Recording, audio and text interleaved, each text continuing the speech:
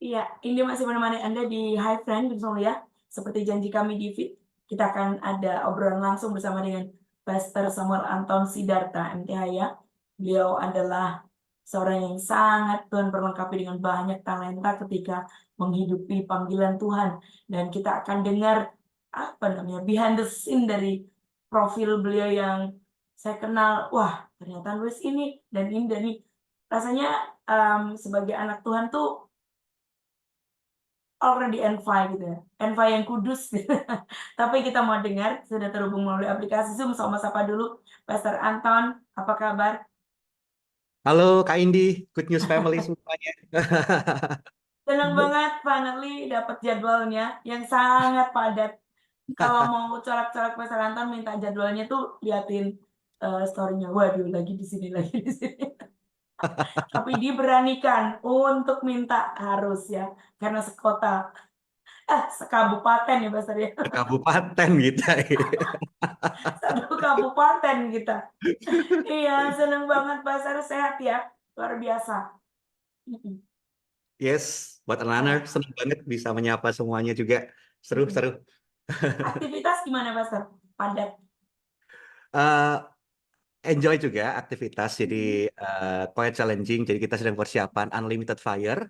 Tapi Mm-mm. kali ini nggak di Kota Semarang Kak Indi. Jadi kita mau Nah, ngadainnya di Bandar Lampung. waduh yang di Semarang dan Iya. sekitarnya set ini. Bisa ikut juga lah, pasar-pasarnya bisa ya. Bisa sih, Untuk bisa. Nanti tahu. ada di YouTube juga kan. Jadi Mm-mm. seringkali kan kita dengar banyak orang bilang, wah kok Semarang terus nih ngalami lawatan. Kita Mm-mm. kelewatan katanya gitu. Jadi ya, Iya, oke iya. lah, it's time untuk jadi berkat dari Semarang ini jadi berkat untuk ke pulau-pulau, ke daerah-daerah yang lain. Iya, Jadi ini harus maka, berani meregangkan sih ya Pasar ya. iya, Meregangkan atau membuka sayap juga kayak gitu ya. stretching iman juga. Stretching, iya betul. Ini luar biasa sekali kalau di sana nanti bisa reaching the goals ya. Ini bisa jadi cerita juga, beberapa kota pasti akan ingin disamperin sama UF. Meskipun masing-masing sebenarnya juga bikin ya Mas ya. Cuman Iya. kehadirannya kan tidak banyak gitu ya. Cuman Dan beberapa ini di lokal lah. interdenominasi kan, jadi kita bisa Betul. bergandeng tangan bersama-sama, apapun Yes. denominasinya, komunitasnya, we can working together. Jadi itu indah Yes. sih. Nah ini one of apa dari apa yang Pastor Anton lakukan ya. Dia adalah em, founder ya bisa dibilang penggagas dari kegerakan untuk anak-anak yang mewadai anak-anak muda ini. Nggak cuma itu, beliau juga menulis bareng dengan Pastor Raguel Lewi dan juga eh, Dani Damadi, Dani Ya, ya, Pastor Dani dan juga itu ya. ya menulis ngegas tapi sayang bukunya bagus banget, padat isinya, bold pokoknya. Di setiap tulisan itu nggak ada yang nggak blast, nggak ada yang tulisan kayak apa sih lewat percuma gitu, nggak ada, semuanya tuh padat banget sampai kepinginnya tuh mengulang-ulang bacaan ini. Coba deh kalau Baik. misalnya semua belum punya, ini sayang banget ya, apalagi Anda seorang leader, ini buku panduan sih ya, kayak hand out gitu ya Pastor ya, hand out dari para praktisi sih ya. Oke, Pastor pastinya Bung Sony juga pengen dengar termasuk ini ya, karena eh, kenapa sih saya kepengen Pastor gini? Berawal dari tulisan Pastor waktu kasih greeting buat Pastor David. Berawal Ah, dari sana. Oh, kayaknya ini Pastor Samuel Anton mesti memberkati Bung Sony semua ini sharing dengan kisahnya. Bagaimana Pastor Anton itu menghidupi atau berpapasan dengan kasih karunia Tuhan, kemudian hidup dalam panggilan ini. Yang Pastor Anton hidupi saat ini pernah dikandung, pernah diimpian, atau tidak pernah, Pastor? Kalau kita kenal sebagai cita-cita ya. Nah, iya, iya, Pastor iya. Anton mungkin bercerita, silakan. Iya, jadi Kak Indi, kalau saya ini eh, sebenarnya kalau diibaratkan ya, diibaratkan ini lebay-lebay aja ya. Kalau keluarga saya itu berhasil 7 turunan, nah mungkin saya ini tanda kutip lagi ngalamin keturunan yang ke-8 gitu, waktu lagi bangkrut-bangkrutnya gitu. Oke. Benar-benar pas lagi bangkrut-bangkrutnya. Jadi disitulah saya mulai grow up dan di situ saya jadi anak yang minder gitu. Jadi anak yang minder. Bahkan waktu itu saya sampai saking mindernya tuh karena kurus, sampai Hmm. dibilang sama teman-teman sekolah cacing palolo gitu. Jadi di situ saya ngalamin apa ya, benar-benar Tuhan, aku tuh kayaknya useless banget ya, aku nggak punya talenta, nggak punya eh, maksudnya mimpi-mimpi yang besar yang kayak Kak Indi bilang tadi, Hmm. takut gitu. Bahkan Hmm. mimpi aja takut untuk sesuatu yang besar. Karena selalu di sekolah juga selalu dijadiin pupuk bawang. Pupuk bawang tuh mungkin buat Gen Z yang nggak ngerti. Intinya main, main nggak main, pokoknya udahlah Maju. biarin aja lah. Hmm. Hmm. Dimenang-menangin aja lah, kasihan, nggak Hmm. usah digimana-gimanain gitu. Jadi Hmm. benar-benar nggak dinotis. Hmm. Jadi saya benar-benar bertumbuh dalam kondisi yang seperti itu. Jadi pelajaran-pelajaran juga mepet-mepet ya nilai-nilainya Hmm. semuanya. Jadi waktu itulah saya ngerasa, aduh aku useless banget nih. Aku nggak ngerti tujuan hidupku. Aku nggak ngerti ke depan aku seperti apa. Teman-teman juga, ya semuanya baik-baik. Cuma karena jaga perasaan aja tanda kutip gitu. Ngelihat aku Hmm. kasihan, guru Hmm. sakit-sakitan, sering dibawa ke dokter dan segala macam. Tapi Hmm. di satu titik hidup saya berubah ketika saya ikut sebuah retreat di gereja saya. Retreat di Hmm. gereja saya itu retreat remaja, bukan retreat yang spektakuler. Itu retreat di sebuah tempat di Kopeng gitu, tempat wisma aja gitu. Nah di Hmm. situ sedang waktu itu pastornya lagi sharing tentang kasih Tuhan, kasih Bapa, Father's Heart.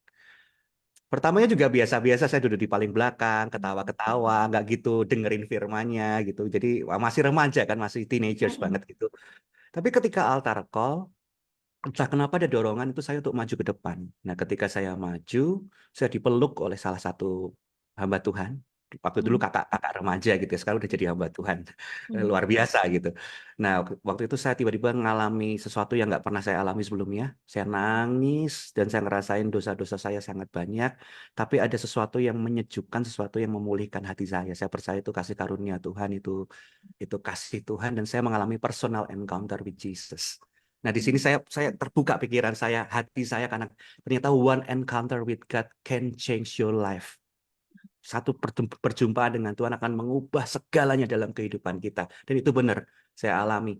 Saat itu saya mulai ada rasa compassion, ada rasa eh, saya benar-benar waktu itu minta maaf sama nenek saya karena mama saya kan sibuk kerja, papa saya juga sibuk Hmm. kerja, nenek yang nemenin saya tapi terlalu overprotective sehingga saya Hmm. malah jadi kepahitan, bukan ngerasa disayang malah jadi kepahitan. Iya. Di situ saya bisa melepaskan pengampunan dan banyak hal, dan di satu titik setelah acara itu saya ngalami Yesus, saya menerima Yesus, saya diubahkan walaupun saya sudah Kristen sejak dulu, sejak Hmm. lahir, tapi saya belum mengalami Tuhan secara pribadi. Nah, itulah titik balik perubahan saya. Setelah itu saya mengikuti apa ya, youth gitu ya, gabung di youth, pelayanan di anak muda, dan di situ saya mikir gini Kak Indi. Nah, ini titik Hmm. awalnya sebenarnya sampai sekarang saya masih bertahan melayani generasi.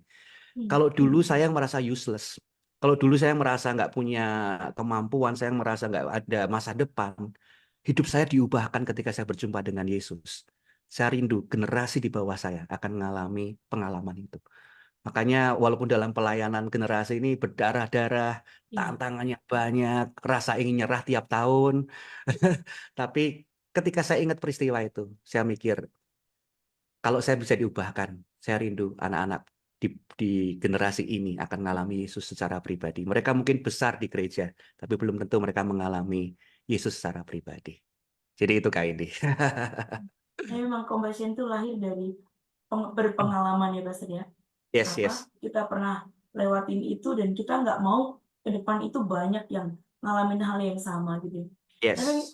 yang ingin saya tahu Pastor, ketika ngalamin Tuhan itu, Pastor dengar firman-Nya pada waktu itu atau memang sudah karena sudah Kristen dari kecil ya? Berarti sudah tahu dulu bahwa dasar dari kasih Tuhan adalah ini. Cuman pada waktu mendengar kembali, ngerasain pelukannya, itu jadi recall hal-hal yang sudah pernah dipahami begitu ya? Ya, jadi Mhm. selama selama saya ini Mhm. sebelum mengalami personal encounter with God itu saya ngerasa banget pengen punya divalidasi gitu. Mhm. Oke. Karena saya ini ngerasa apa nggak ya walaupun keluarga saya mengasihi saya, tapi kan di Mhm. dalam temanan saya kan saya ngerasa nggak Teman. diterima Iya. gitu kan. Saya Mhm. dibully, dibilang cacing palulu, Iya. saya merasa kehilangan acceptance itu. Dan saya Ah. ngejar, tapi mau Mhm. ngejar mau ngebuktiin dengan apa? Rasanya gagal terus, semua apa yang saya lakukan itu gagal. Saya ngerasa nilai-nilainya juga nggak bagus, pelajarannya juga gitu-gitu gitu. Tapi setelah saya mengalami Yesus, itulah yang mengubah cara pandang saya bahwa ternyata saya sudah diterima, saya sudah Yes. dikasihi Mhm. gitu. Sebelum Betul. dia yang memilih kita gitu. Jadi Iya, sebelum kita betul. memilih. Jadi Mhm. itulah cara pandang saya berubah. I'm loved gitu. Aku udah dikasih, Iya, aku udah diterima, nggak perlu menunjukkan apapun. iya, Tapi kita melayani Tuhan itu berangkat dari kasihnya, berangkat dari penerimaannya. Kita melayani Tuhan bukan karena supaya kita dikasihi gitu, tetapi iya, berangkat dari kasihnya. Kita sudah dikasih, oleh sebab itu kita melayani dengan segenap hati kita yang terbaik gitu. Jadi itulah iya, cara pikir saya diubah. Jadi enak iya, gitu. Jadi saya nggak perlu mau tunjukin apapun gitu maksudnya. Nggak iya. mau Ya, mau no show need to apapun prove. gitu. Ya, nggak ada Iya, ya. proving No proving need, anything proving gitu. nggak ada. Iya. Proving anything to anyone nggak ada ya, Pastor Yes, ya. adanya Tapi, upgrading diri. Karena kan ya, Tuhan mengasihi kita apa adanya, tapi nggak akan membiarkan hidup kita apa adanya gitu. Selalu. yes, itu. Jadi Betul. upgrading diri menjadi Anton yang Mm, lebih baik di dalam Tuhan. mm. Jadi itu yang saya lakukan. Nah, ini upgrading diri. Nah, ini perjalanannya bagaimana, Pastor? Begitu Pastor menerima itu, kemudian ditambahin talentanya, bisa Ya, yang Pastor Anton yang dulu ngerasa kayak nothing to do, nggak tahu aku, kayaknya nggak bisa apa-apa, tiba-tiba, bukan tiba-tiba, terus Tuhan anugerahkan begitu banyak ya, nulis in, kemudian juga unlimited fire. Ini urutannya seperti apa ini, Pastor? Boleh dibagikan buat kidney Soli semua yang mungkin kita nggak tahu pasti ada berapa yang entahkah generasi di bawah atau kita-kita yang usianya ya siapapun pendengar kita ya akan bisa menikmati perjalanan ini yang dibagikan Pastor Anthony sebagai sesuatu yang mengingatkan. Silakan, Pastor. ya. Ini menarik sih, menarik. Jadi awalnya kan saya ngerasa nggak punya potensi, nggak ngerti bisa apa. Tapi thanks God for the local church. Saya bersyukur dengan gereja lokal. Jadi untuk semua pendengar, kalau Anda belum tertanam di sebuah gereja lokal, tertanam gitu. Yes. Dimanapun gereja lokal yang kita mau bertumbuh gitu. Karena Ah, seriously di gereja lokal itulah saya mulai terbuka. Jadi saya ngerasa nggak bisa apa-apa, tapi ada orang-orang yang melihat hal yang nggak saya lihat gitu. Jadi satu kali ada seseorang tante-tante datang bilang, Anton kamu tuh itu loh bisa nyanyi loh gitu. Masa sih tante? Saya ngerasa nggak bisa kok. Iya serius gitu. Terus dia ngajakin ikut latihan vokal. Lalu setelah itu juga eh, saya juga punya rekan yang bilang, kayaknya kamu bisa deh, bisa ikut, bisa apa desain grafis nih. Kamu punya seni, punya art gitu. Oh masa sih aku nggak bisa komputer aja nggak bisa gitu. Kita ajarin ya. Nah saya diajarin di gereja. Saya diajarin di gereja, saya diajarin di praise and worship, saya ikut kelas-kelas di praise and worship, saya ikut kelas-kelas multimedia. Nah, di situ saya sadar, oh ternyata saya bisa gitu. Kenapa? Karena ada orang-orang yang mau effort gitu ya untuk ngajarin saya, ngasih kesempatan saya, pasang badan buat saya walaupun saya awalnya untuk starting awal pasti berantakan, pasti nggak maksimal, tapi ada orang-orang yang tetap percaya, nggak yang wah dicoba gagal, udah nggak usah gitu, enggak gitu. Jadi saya bersyukur punya orang-orang, mentor-mentor rohani, termasuk gembala saya, Pastor David Mayanto. Beliau selalu bilang bahwa, Tuhan mau pakai kamu luar biasa loh, gitu. Tuhan punya rencana besar dalam hidupmu. Dan dia selalu kasih kesempatan. Di saat sebenarnya mungkin kalau saya lihat saya yang dulu waktu dikasih kesempatan itu, wah itu udah ancur-ancuran gitu.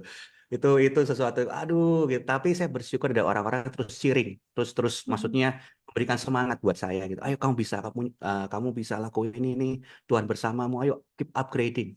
Makanya gereja nggak cuma semangatin saya, tapi juga kasih ruang. Nah itu penting. ya. Jadi saya dikasih ruang di situ, bahkan dalam menulis lagu. Waktu itu saya masih SMA kayak gak salah ya, nulis lagu. Tapi ayo Anton nulis lagu, nanti kita nyanyiin di gereja gitu. Dan itu mungkin lagunya biasa sekali, tapi ada satu hal yang menoreh di hati saya bahwa oh saya dikasih kesempatan dan banyak orang-orang ikut menyanyikan lagu itu pada akhirnya. Jadi dari situlah, dari kesempatan-kesempatan kecil yang diberikan oleh local church, di situ saya mulai mendevelop ya. Saya mulai belajar, saya mulai terus lakukan. Dan itu saya lakukan juga kepada generasi sebelumnya gitu. Generasi selanjutnya maksudnya, generasi selanjutnya. Jadi yang saya alami ternyata di gereja ini bisa mengeluarkan potensi orang-orang yang merasa nggak punya potensi. Jadi saya bersyukur di situ bisa berkembang, bisa belajar, dan ketika saya ngerti ini, oke, I will do it sama generasi selanjutnya gitu. Selalu mau Ih, kasih space, ruang kesempatan mereka untuk bertumbuh. Gitu Kak ih, Indi. keren. Nah, jadi memang penerimaan ya Pak Sri ya. Yes. Penerimaan itu ternyata sangat penting. Lalu room to grow buat mereka. Mhm. Kesempatan-kesempatan itu bisa mengeluarkan potensi. Karena kalau enggak, jadi kan nggak yakin.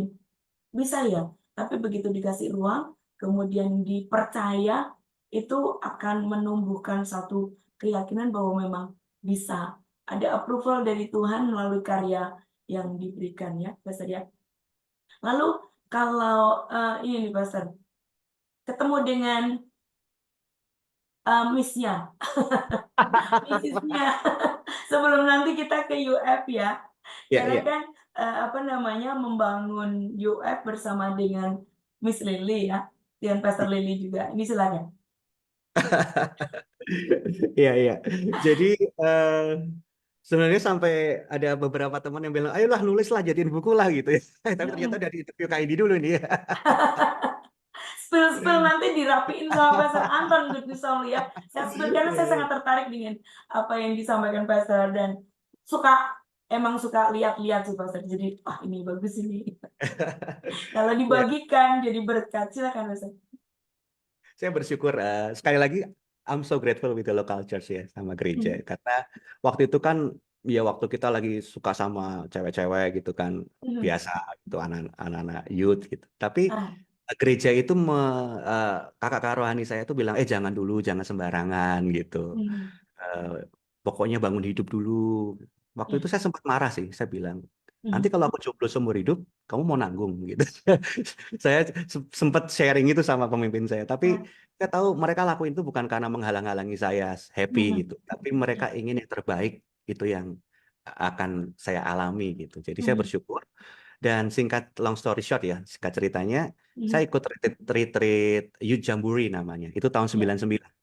Hmm. Jadi itu awal-awal ya pergerakan di gereja kita, kami gitu ya.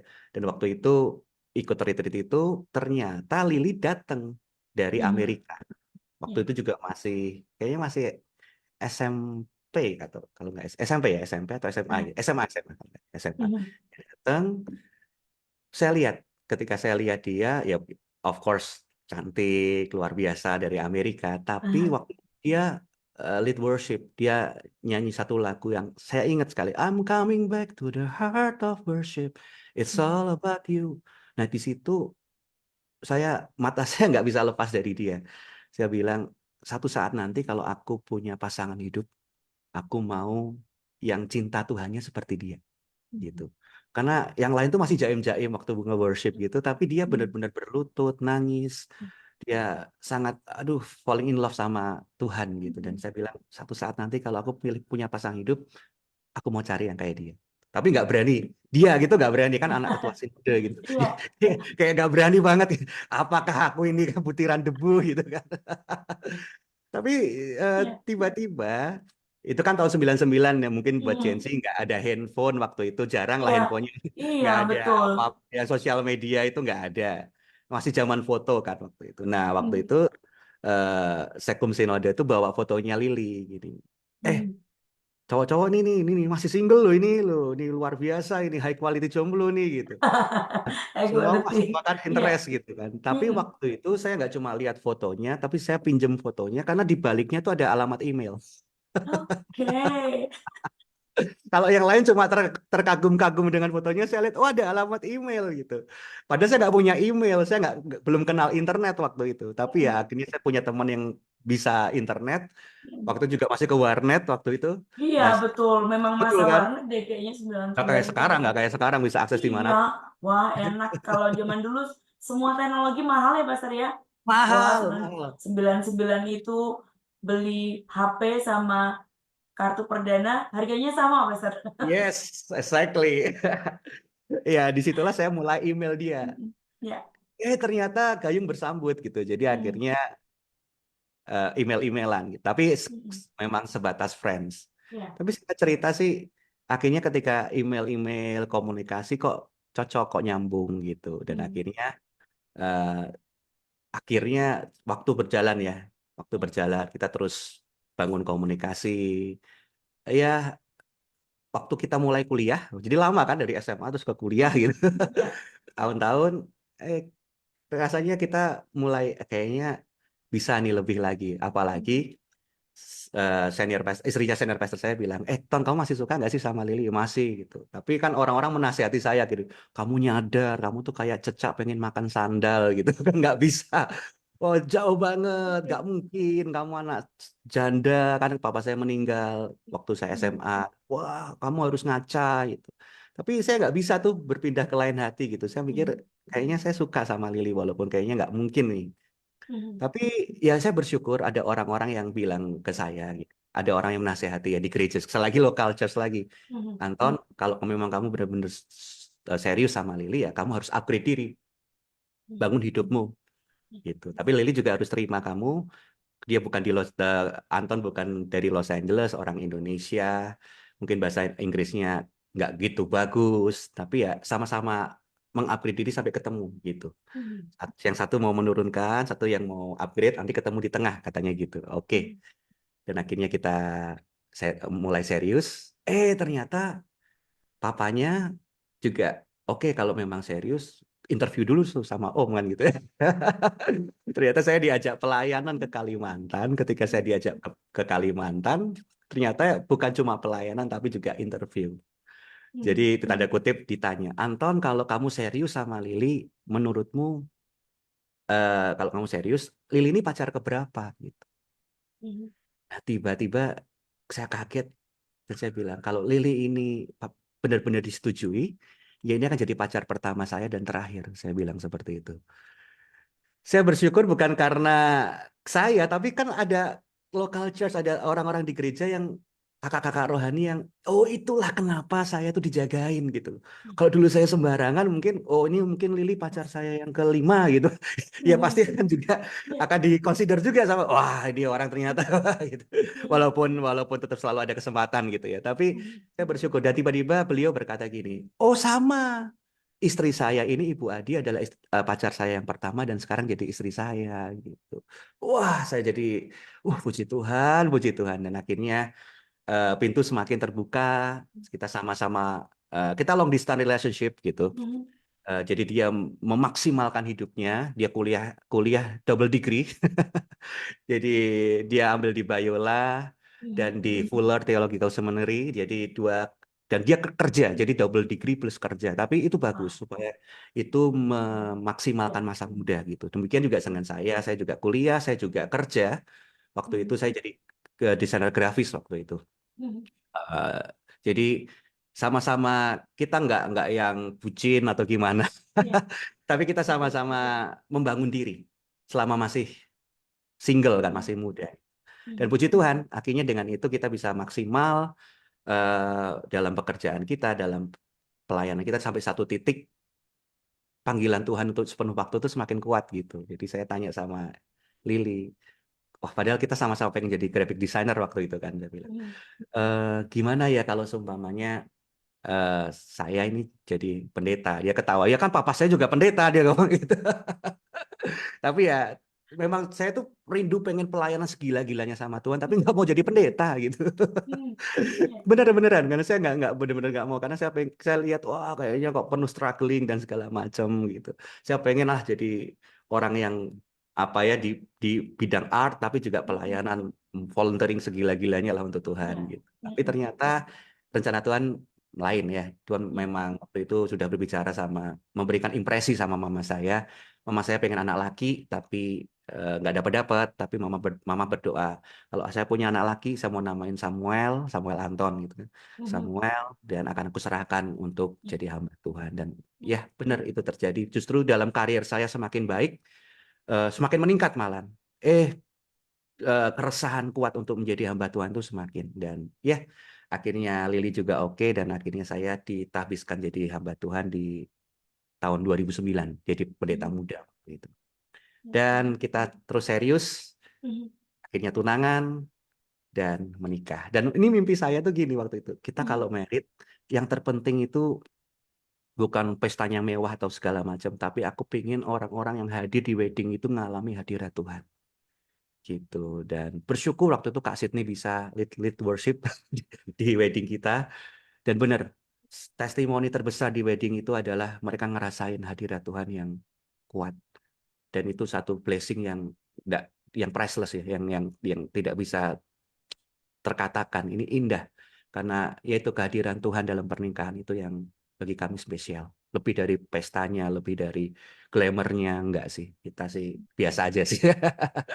Jadi itu Kak Indi. Jadi itulah perjalanan love story kami. Walaupun tantangannya banyak, perbedaan perbedaan budaya. Karena saya orang Indonesia, bukan hanya Indonesia, tapi di kota kecil loh, Ungaran, dengan istri saya Los Angeles. Itu aja cultural adjust, shock culture dan banyak hal. Tapi God is good. Karena kita disatukan punya hati yang sama, yaitu kita Yes. pengen melakukan yang terbaik untuk melayani generasi bagi Tuhan gitu. Ini luar biasa. Saya dengar ceritanya Pastor itu karena waktu lihat pertama kali itu Pastor Lili kan masih di usia remaja ya, tapi Yes, sama Tuhan sudah gila-gilaan. Itu memang sangat membuat jatuh cinta sih ya. Nggak cuma Tuhan yang jatuh cinta, tapi orang yang melihat tuh pasti juga jatuh cinta karena masih kecil kan. Nggak ada pasti ada gengsinya, apalagi Los Angeles gitu kan. Tapi karena apa ya, dibukakan apa namanya satu pandangan yang luar biasa melihat anak muda dengan style menyembahnya yang sangat luar biasa. Ini memang pasti pasti luar biasa sekali. Oke, dan kemudian UF itu Pastor Hmm, 2009 nih. hmm. Gimana bisa menggagas itu Pastor eh, apa namanya berangkat dari yang awalnya tadi Pastor rasain, kemudian didiskusikan ke Pastor Lily, bisa membentuk UF ini awalnya seperti apa? Ya, jadi ternyata setelah saya melayani, saya Ya. fokus melayani ke generasi, Mhm, ada satu apa ya impresi terus kuat di hati mhm, untuk bikin sebuah pergerakan anak muda. Tapi ya. kan secara dana nggak punya, daya nggak punya, kota kecil, networking, Mhm, koneksi semuanya itu nggak punya. Tapi visi itu ada. Jadi ya setia sama perkara yang kecil aja. Apa yang ada mhm, padamu ya. Waktu itu saya gembala youth. Ya udah saya benar-benar lakukan yang terbaik supaya youth ini bisa bertumbuh. Tapi sekali lagi visi itu semakin kuat. Tapi nggak ngerti gimana caranya ke sana. Nah mhm, sebaliknya yang menarik adalah istri saya mhm, itu bukan waktu itu belum belum belum belum jadi istri ya. Waktu itu masih pacar. mhm. Dia punya resources, dia punya Aha, networking, dia punya eh, ya semua yang untuk membuat conference itu, tapi mhm, dia merasa gagal di Amerika. Dia udah mhm, lakuin ini, udah ngerintis gereja, udah networking ini gagal semua gitu. Jadi dia ngerasa frustasi. Jadi saya frustasi di Ungaran, dia frustasi di Amerika gitu. Padahal dia punya ide, dia punya mhm, punya resources segala macam. Tapi gimana cara merealisasikannya? Nah, puji Tuhan ketika kita ketemu, kita ngobrol, ketika disatukan itu jadi. Jadi saya butuh networking, Lili ada networking, Lili butuh ada penggerak. Kita punya pasukan di ya, sini, ya. tapi nggak ada dana, nggak ada ini. Tapi Lili punya Mhm, networking orang-orang yang mau support di dalam pendanaan dan segala macam. mhm. Nah, kita share ini sekali lagi kan semuanya ini untuk Kristus kan, bukan untuk Yes. sebuah unlimited fire atau apa. Ini memang generasi ini berjumpa dengan Kristus, maka sejarah hidupnya berubah. Itu yang kita dasarnya, fondasinya, Mhm. supaya mereka ngalami Injil, ngalami kuasa Mhm. Injil. Goalnya Dan itu ya. betul, betul. Dan Mhm, kita rindu juga waktu itu supaya anak-anak muda ngalami api yang menyala-nyala lah di dalam hidupnya gitu. mhm, Bukan api kemudaan, tapi benar-benar api Roh Kudus yang selalu ada di setiap musim hidup mereka. mhm, Setelah itu kita ngobrol, nyambung, eh gayung bersambut, papanya mhm, istri saya, dia bilang, waktu itu masih tunangan saya, mhm. bilang, tahun 79 itu di Semarang, waktu itu saya masih muda, beliau berkata itu, ada malam Okemene, di situ ada lawatan Tuhan yang besar, sehingga lahirlah hamba-hamba Tuhan sekarang yang jadi berkat luar biasa di Indonesia, gitu. Jadi kita rindu supaya itu terjadi lagi, tapi dengan cara yang berbeda, melalui generasimu. Waktu kita denger itu ya, oke, let's do this gitu. Kita lakuin. Mhm. Awalnya sih untuk sinode saja kita lakukan. Tapi ternyata setelah kita mulai banyak orang yang diberkati dalam keterbatasan yang ada, kita ternyata banyak orang diberkati. Oke, kita perbesar lagi lah tahun waktu itu tahun 2016, jadi dari tahun 2009 sampai 2011 masih untuk sinode sendiri. Iya. Nah, di tahun 2016 kita oke malamnya kita buka untuk umum aja lah, untuk sama-sama. Ternyata nggak cukup tempatnya. Jadi kita pindah langsung ke tempat yang lain di battle area gitu. Awal di STP nggak cukup, kita taruh di battle area, itu ternyata udah 3.000 orang lebih.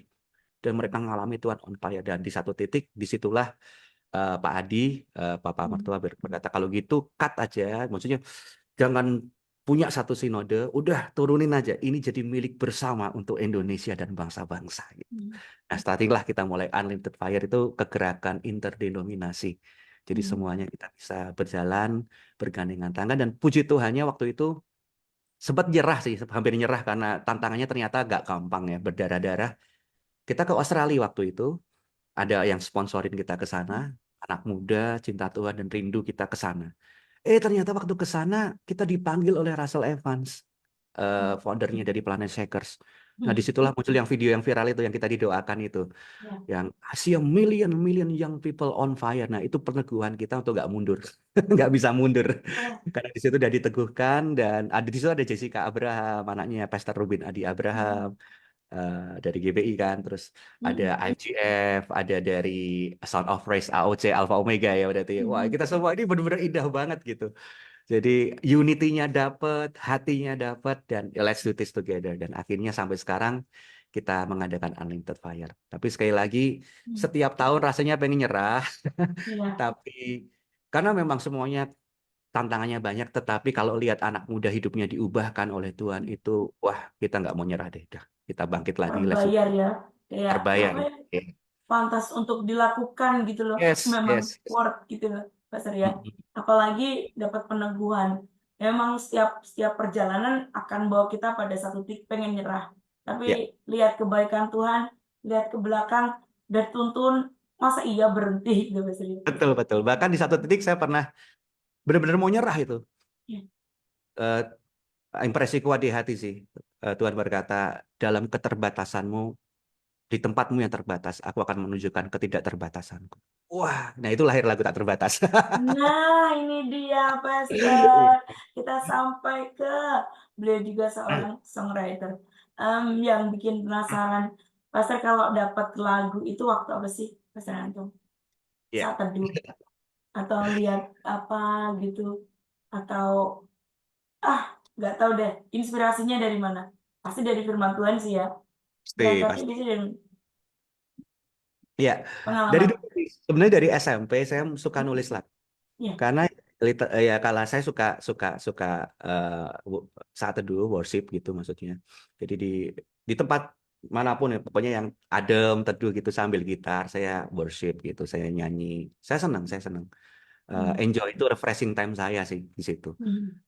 Tapi kalau untuk lagu-lagu yang tercipta itu selalu ada the behind the song. Kayak contohnya Cinta di Hatiku. Cinta Ya. itu eh, ngalami hal yang nggak mudah, jujur mengalami nggak mudah waktu itu. STT tempat kita itu mengalami tanah longsor dan itu mengagetkan sekali. Dan ketika tanah longsor terjadi, istri saya lagi mengandung, masih beberapa minggu sih. Gitu. Waktu dengar itu istri saya mengalami bleeding, karena kandungannya lemah waktu itu. Dan kita bawa ke IGD, diperiksa, ditangani segera, tapi ternyata memang nggak bisa diselamatkan. Udah second opinion juga nggak bisa diselamatkan. Makanya dilakukan operasi waktu itu. Wah, hati saya hancur. Hati saya hancur, padahal itu sedang persiapan Unlimited Fire tahun 2018. Dan di situ istri saya ingat dia pegang tangan saya di meja, bukan di meja operasi, tapi di tempat dia menginap gitu ya, rawat inap. Dia pegang tangan saya dan dia bilang, kok kita nggak bisa milih musim hidup kita, tapi kita bisa milih respon hati kita. I still love Jesus. Gitu. Wah, saya nangis waktu itu. Saya nangis dan saya teringat waktu itu kata-kata yang Paulus katakan ya. Siapakah yang dapat memisahkan aku dari kasih Kristus? Roma 8 ayat 35. Kalau dalam terjemahan PSI dikatakan karena itu tidak ada sesuatu pun yang dapat menghalangi Kristus mengasihi kita. Waduh, bahkan meskipun kita susah, mengalami kesukaran, atau kelaparan, jadi miskin dalam bahaya, tidak satupun dari semua yang menyebabkan kita tidak merasakan Kristus mengasihi kita. Wah, itu saya pegang ayat itu, dan saya pulang ke rumah setelah menemani istri, saya ke tempat rahasia saya, tanda kutip, ke tempat doa saya ambil gitar dan keluarlah lagu itu. Siapakah yang dapat pisahkanku dari kasih? Saya nangis, saya berdarah-darah waktu itu. Tapi puji Tuhan jadi lagu. Jadi makanya memang Tuhan itu masternya bikin your test become your testimony. Jadi Ya, Tuhan paling suka lagu ini itu sih. Jadi yes. lagu itu kita perkenalkan dan kita publish. Waduh, kita kaget. Ternyata ada orang bilang, wah ini dari hati menyentuh ke hati. Iya, ini Iya, maksudnya dari berdarah-darah ini maksudnya. ya, betul, Gitu. betul, betul. Saya Ya. tuh kayak Ya. kalau ingat malu Basar, nyanyiin terus tapi nggak tahu penulisnya.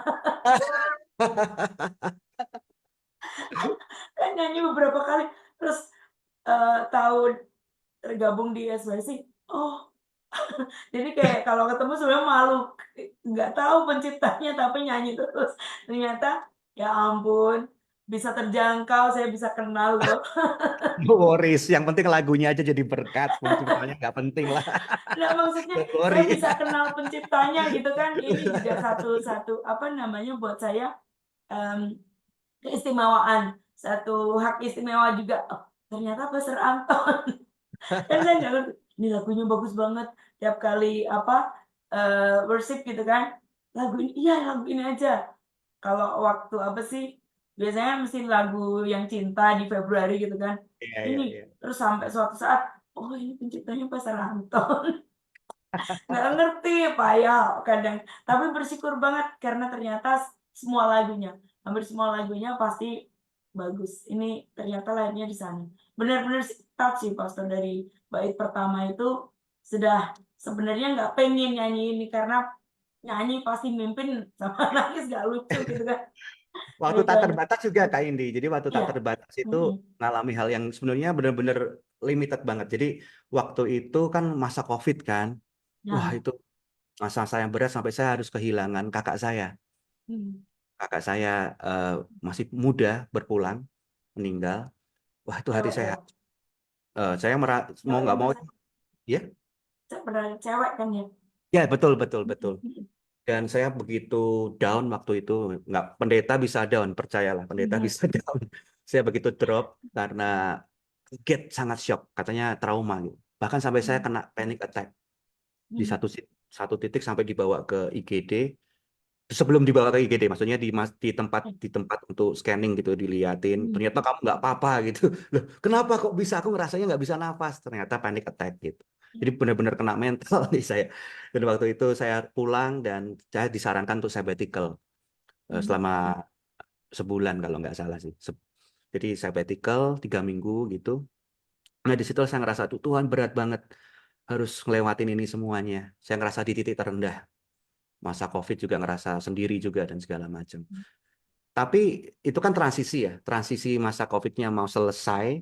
Mm-mm. Di situ mulai ada banyak kegiatan gitu. Tahun 2022 kan, dari 2001 ke 2022 itu waktu itu saya kebetulan juga eh, harus nyelesain tesis saya. Lalu dipercaya untuk menangani 4 conference gitu. Jadi selain Unlimited Fire ada conference di Mennonite World Conference itu dari Mm-mm. 59 negara akan datang. Mennonite ya. Mm-mm. Betul. Terus ada yang Anabaptis dan ada Retreat Synode. Mm-mm. Dan saya rasa wah nggak bisa, ini nggak mungkin nih, tesis saja belum kelar dan segala macam. Tapi ya itu yang saya bilang, impresi kuat. Tuhan berkata di dalam kelemahanmu, di tempatmu yang terbatas, aku akan menunjukkan ketidakterbatasanku. Dan benar, Tuhan tolongnya tuh dengan cara-cara yang nggak terduga. Contohnya tesis saja. Waktu itu kan saya harus ke Amerika. Mm-mm. Walaupun itu masa-masa kalau mau ke Amerika harus dikarantina dulu, pulang juga Mm-mm. dikarantina Ya. 5 hari waktu itu. Tapi bersyukurnya waktu ke Amerika, di tengah saya nggak berdaya, ternyata dosen pembimbing saya itu juga ada di Amerika. Loh kan aneh, Wow. orang Indonesia loh, dia bukan orang Iya, Amerika. iya.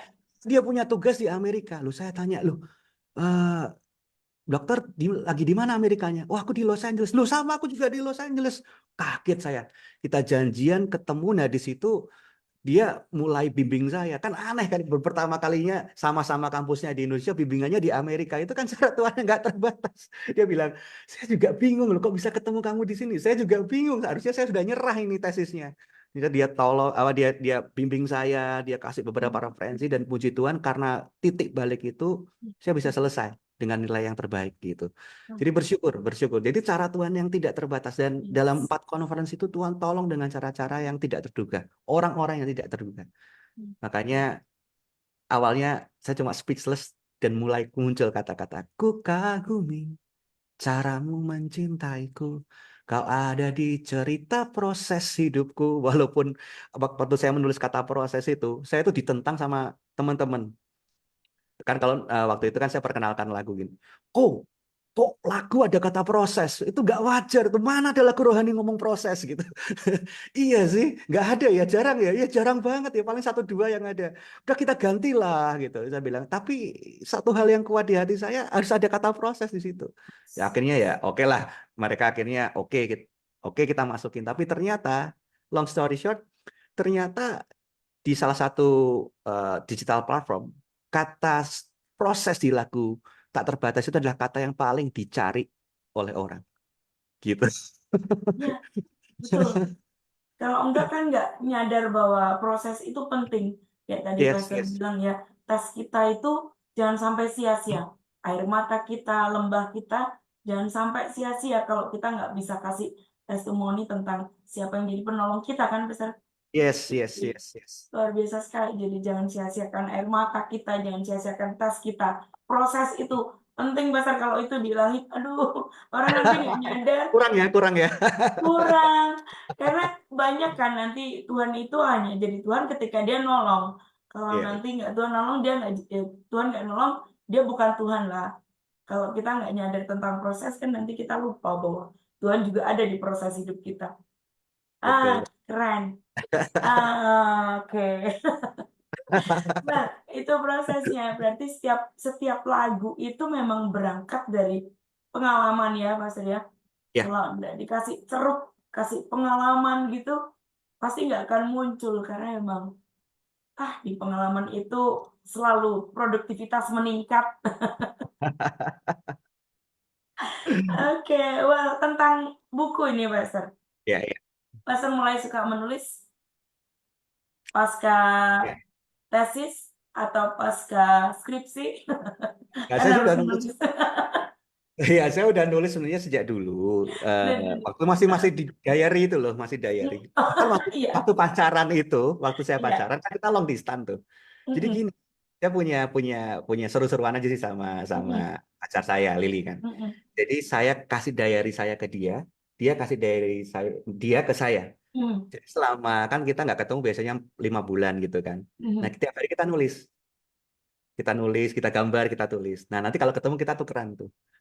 Jadi saya bisa baca kesehariannya dia. hariannya. Dia juga bisa dari saya. Eh, Mhm, romantis sih, suka sih, suka, suka jadi ngerasa ngerasa, aduh, bisa bisa tahu kehidupannya. Nah, saya dari dulu suka nulis.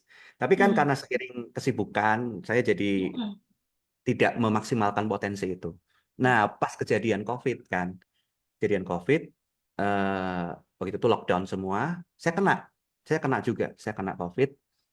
Puji Tuhan sembuh, tapi dampaknya suara saya itu sempat hilang. Entah kenapa suara hilang, makanya jadwal-jadwal online pun di drop semua. Ya gimana? Kan saya nggak bisa pakai bahasa isyarat kan. Jadi saya harus ngomong kan waktu. Jadi saya nggak bisa. Dan saya waktu itu begitu down juga. Saya bilang, Tuhan gimana nih? Katanya kan kalau di masa-masa lockdown ini kan nggak bisa kemana-mana. Cara yang bisa kita lakukan juga dengan online. Nah sekarang mau online aja nggak bisa gitu karena suaranya nggak keluar. mhm, Gimana Tuhan? Tapi ya sekali lagi keputusan itu di tangan kita ya. Di dalam masa-masa pergumulan itu kita ini mau tetap jadi berkat atau kita mau mengasihani diri sendiri. Itu selalu. Kita selalu yes. diperhadapkan dalam 2 pilihan itu. Mhm, Nah, di situ Roh Kudus ingatkan, kamu mau tetap menjadi berkat dalam kelemahanmu atau mengasihani diri atau playing victim. Waktu itu mhm, saya bilang, Tuhan, aku mau tetap menjadi berkat gitu. Dan di situ Roh Kudus ingatkan, kalau suaramu nggak bisa berbicara, tulisanmu yang akan berbicara. Wah, kaget saya.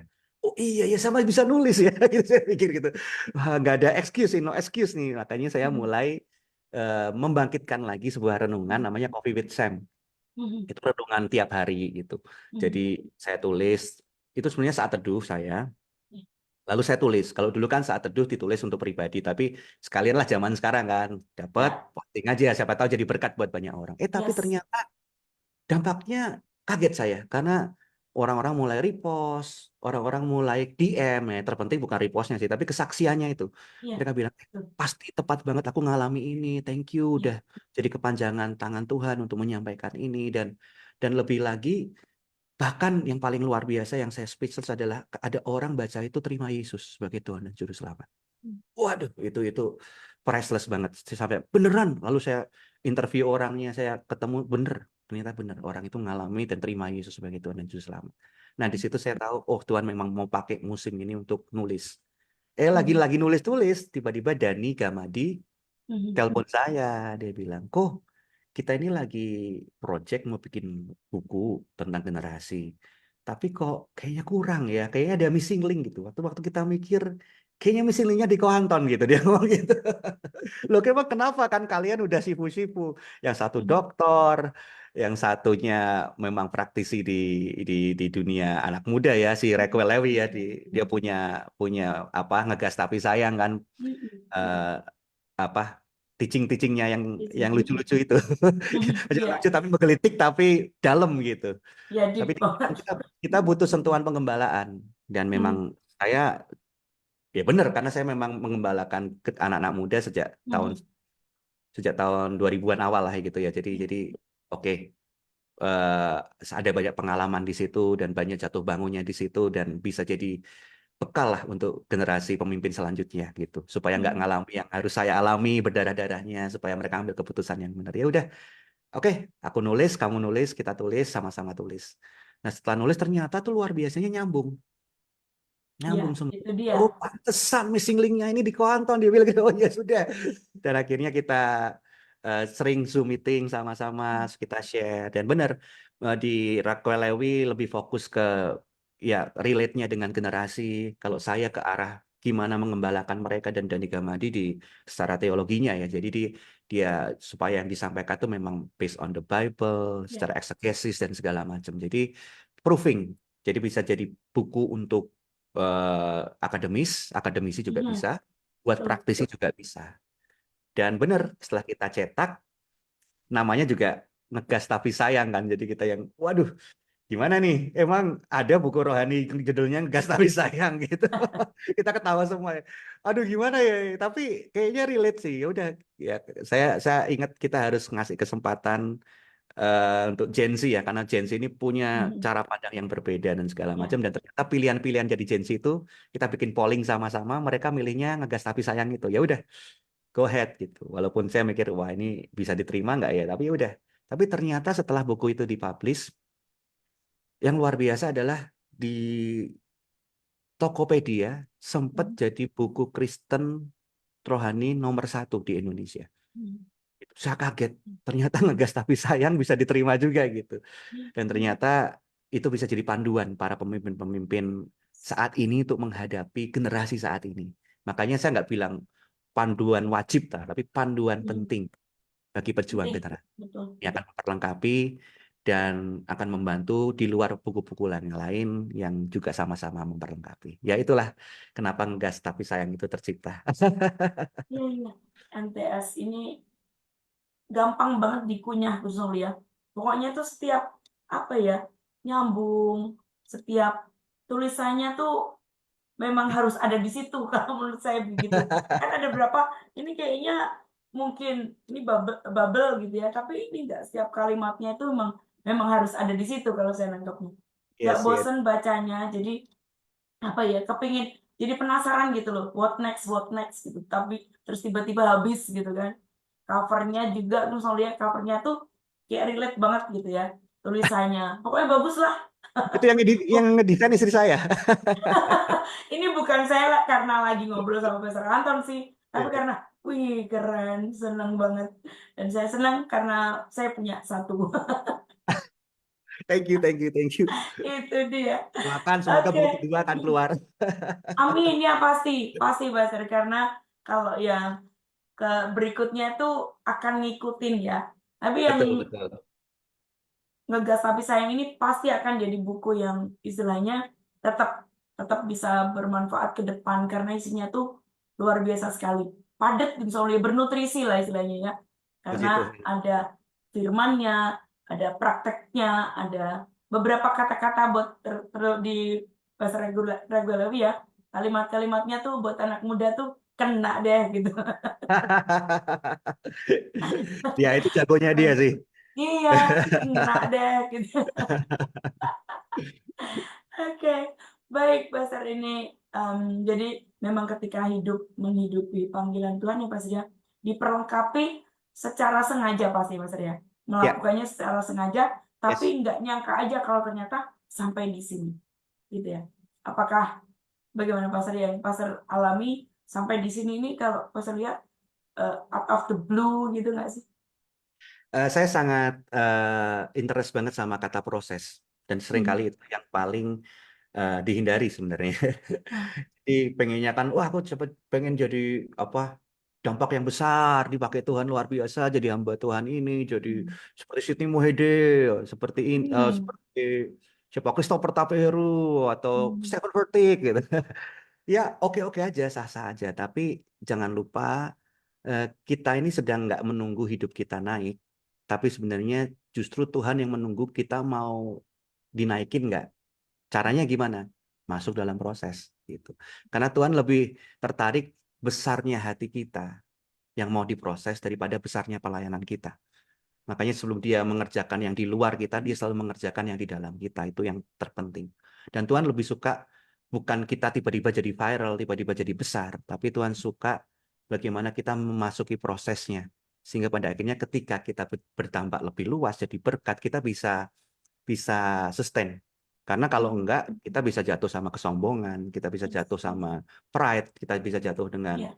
ambisi dan segala macam. Makanya penting banget untuk masuk dalam prosesnya. Itu yang saya alami sebenarnya. Jadi Iya. eh, ngalami banget sebelum saya berhadapan dengan ribuan orang di Unlimited Fire, saya harus berhadapan dengan eh, orang-orang yang mungkin orang kita nggak notice, orangnya Mhm. sedikit, tapi harus gimana caranya eh, mengembalakan mereka, mendidik mereka. Jadi sekali lagi Tuhan sangat concern dengan justru apa yang kita lakukan di tempat yang tidak terlihat. Itu Tuhan Yes. paling concern di situ.